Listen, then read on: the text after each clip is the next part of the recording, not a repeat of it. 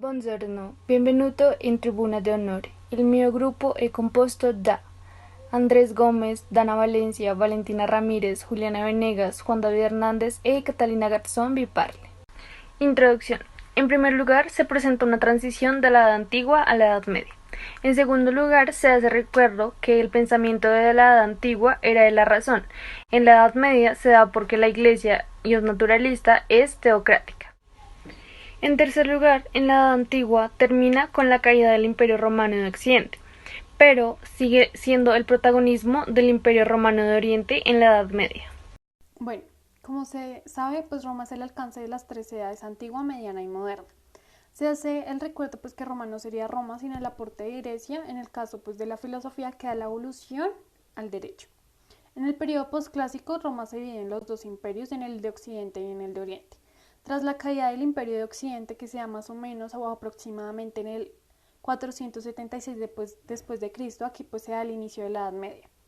Si se pregunta pues por el Imperio de Oriente, este continúa más o menos hasta el año 565 después de Cristo, que recordemos sea la helenización y empieza el Imperio bizantino durante toda la Edad Media, y cuando finaliza pues empieza la Edad Moderna.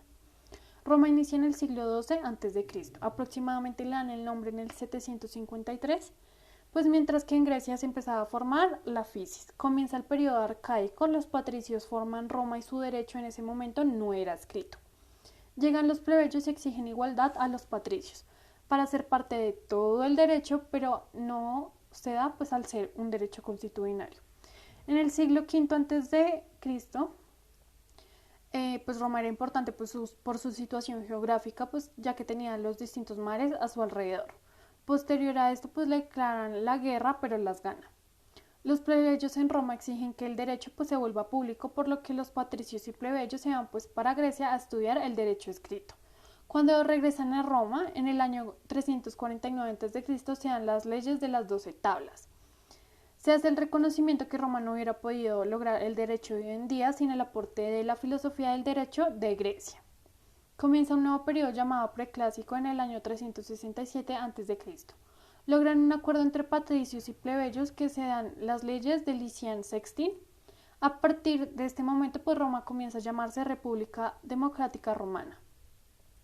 Los romanos van a Grecia nuevamente a estudiar las leyes en las academias y regresan los jurisprudentes y se forma la jurisprudencia. Esto se llama laicización. Esta jurisprudencia se llama lo que hoy en día es la ramificación que se divide en el derecho público y privado.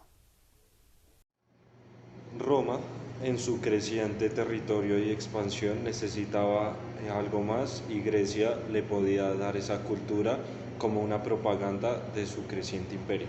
Así que se le encargó a Virgilio de roncar la historia de Roma y Grecia, y el resultado de este trabajo fue la Eneida. Fue el poema épico de las famosas letras latinas. Lo que hizo este escritor fue recrear en forma de hazaña las migraciones de Asia Menor hasta Italia, los llamados pueblos del mar, que citamos en la cronología de Egipto. En el siglo XII a.C., después de la guerra con Troya, y tomando esta coincidencia histórica, se hizo la propaganda. La hazaña de Eneas, un héroe troyano que en la pelea de los vencidos se hizo a la mar en busca de una nueva vida, y después de andar por aquí y por allá fue a dar en la península itálica. Eneas se convertía en el padre mítico que siglos después alcanzaría su poder en la figura de Octavio Augusto.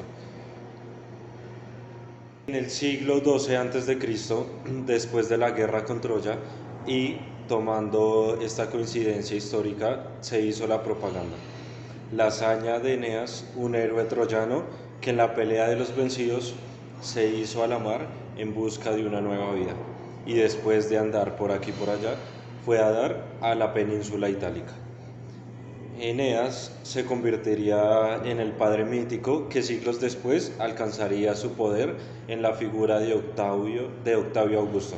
El nuevo historiador Tito Livio se encargó de continuar el relato y se atribuyó a Rómulo, que es un descendiente lejano de Eneas, la fundación de Roma en el año 21 de 753 a.C. Y esto forma parte de la historia mítica ya que fue mucho tiempo después el traspaso de poder entre Grecia y Roma. Este fue en el siglo IV antes de Cristo. Cuando Grecia fue conquistada, pues no perdió del todo. Muchas de las cosas que vemos en Roma son de los griegos y pues dio como resultado que los griegos tuvieran una influencia moral y social en Roma tiempo después. En sus inicios, Roma solo era una pequeña aldea de pastores. Sus habitantes se hacían llamar latinos, ya que ocupaban la región del llamado Lacio. Con el tiempo crecieron y fueron absorbiendo pueblos alrededor de ellos, como los amitas, los sabinos y los étrocos. Y estos últimos influyeron, pero mucho, en Roma, ya que en la moneda, alfabeto, números, calendarios contribuyeron tiempo después. Después, con los enfrentamientos con los galos, los latinos centraron su atención en las colonias de Grecia, que ésta tenía en su poder. En el sur de Italia, conocida por la Magna Grecia, que esta fue la más difícil de someter, y los romanos la acercaron en el año 280 a.C. y para defender los habitantes de la Magna Grecia pidieron ayuda a Pirro. A pesar de las victorias que consiguió, siempre salía mal parado, por lo que hoy se usa una expresión que se llama victoria pírrica, un sinónimo de victoria pero de una forma agónica, y eso por la mínima y por muy grandes pérdidas. Pirro no tuvo nada más que retirarse y abandonar sus sueños de ser como Alejandro Magno. La pérdida de talento le hizo daño a los griegos y Roma completó el dominio de la península. Después, a costa de Cartago, se anexó Sicilia en el llamado la Guerra Púnica, y los romanos puso sus ojos al otro lado del mar Jónico, y en el siglo II a.C. se lanzaron ante la preocupante política de los reinos surgidos tras el nombramiento de Alejandro Magno. Hubo personajes como Octavio Augusto que trataron de ensalzar los valores de la raza itálica, costumbres y antepasados, pero los griegos veían a los romanos como bárbaros, que se habían atrevido a atacar su libertad, y hubieron griegos que se interesaron en descubrir qué hizo a Roma tan grande como lo era en ese momento. Y uno de ellos fue Polibio, que en el siglo II fue llevado como rehén a Roma y no tuvo problema en escribir cosas excelentes sobre el ejército romano. En este hay que decir que era una cosa contraria en Grecia, ya que a la muerte de Alejandro Magno, Grecia perdió la cohesión y estaban peleados de manera permanente. Grecia estaba desintegrada desde el interior, y Roma, con la disciplina que tenía en su momento, se aprovechó de la situación. El uso del orden jurídico, llamado derecho romano, se trataba de un compendio de leyes que regulaban todos los aspectos de la vida pública y privada de los habitantes del imperio. Y este ha sido la base jurídica de muchos países occidentales, pero estas reformas fueron promovidas por Octavio Augusto. Fueron muy acertadas, y durante 2 siglos el Imperio Romano vivió una paz, y a pesar de que varios emperadores no eran lo suficientemente buenos en dirigir al coloso romano, y con este ejemplo damos a entender la cohesión que existía en Roma y todo lo contrario que hizo pedazos al imperio de Grecia a la muerte de Alejandro Magno. Para el año 235 iniciaría lo que se conoce en la historia el declive del Imperio Romano por las revueltas de los pueblos de la frontera. 2 siglos y medio después cayó este imperio de Occidente, y las provincias orientales tuvieron una entidad propia, y con el tiempo dio lugar al Imperio Bizantino, y sobrevivió hasta 1453, cuando los turcos ocuparon su capital, llamada Constantinopla.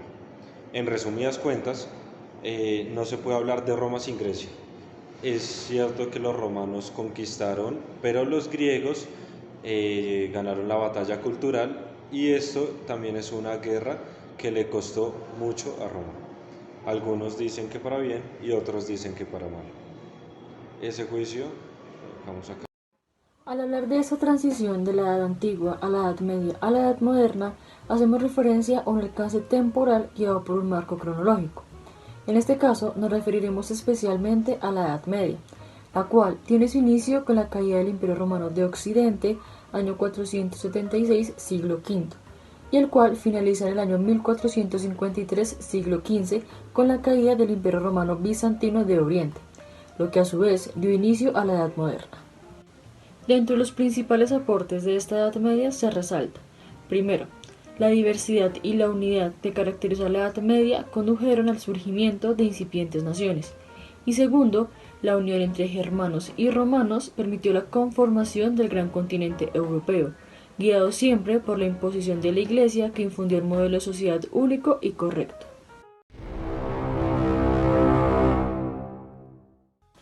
Dentro de esta transición es importante mencionar que 39 años después tiene lugar un acontecimiento de gran importancia, el descubrimiento de América. En este se resalta este descubrimiento ya que de una u otra manera fue impuesto. Esto dado que al momento de la colonización el continente americano ya existía y mantenía relaciones con otros continentes. Por tanto, es posible afirmar que el territorio que más tarde fue conocido como América no fue descubierto por europeos, sino que, por el contrario, este existía desde la protohistoria. En este orden de ideas se concluye que el denominado descubrimiento de América está mejor expresado como la colonización, invasión, conquista, asentamiento o adoctrinamiento de América. La Edad Media. En la Edad Media se podría decir que se dividió en tres partes, que fue la temprana Edad Media, que se dio desde el siglo V hasta el siglo X, la Alta Edad Media, que se dio desde el siglo XI hasta el siglo XII, y por último la Baja Edad Media, que fue desde el siglo XIII hasta el siglo XIV. Al comienzo y al final de la Edad Media se crea como un puente en el que principalmente se da la iglesia, que es la cristiana. La iglesia cambia la cultura greco-romana y lo hace a través de la patrística, la cual empieza con San Agustín. San Agustín, con el teocentrismo, crea un modelo y el único y el gran idioma era el latín. Aparece el iusnaturalismo, el cual va con la razón, el iusnaturalismo teológico, el cual proviene de Dios, y por último el teocentrismo, el cual solo habla de un solo Dios. Santo Tomás hizo una iglesia pensando en los pobres y crea la escolástica, la cual es una iglesia dedicada al servicio y a la educación de ellos. Juan Escoto crea el iuspositivismo, y en este punto se quita como un velo en el cual se había puesto antes y se empieza a creer en lo laico y en el derecho romano laico. También se retoma el Corpus Iuris Civilis, y se da la escuela posglosajona. Muy bien, con esto finalizamos nuestra galería jurídica y espero lo hayan disfrutado y hayan aprendido un poco. Y por último quería decirles grazie mille. Espero vi ci apprezziato e ci vediamo in una próxima ocasión. Y hasta la próxima.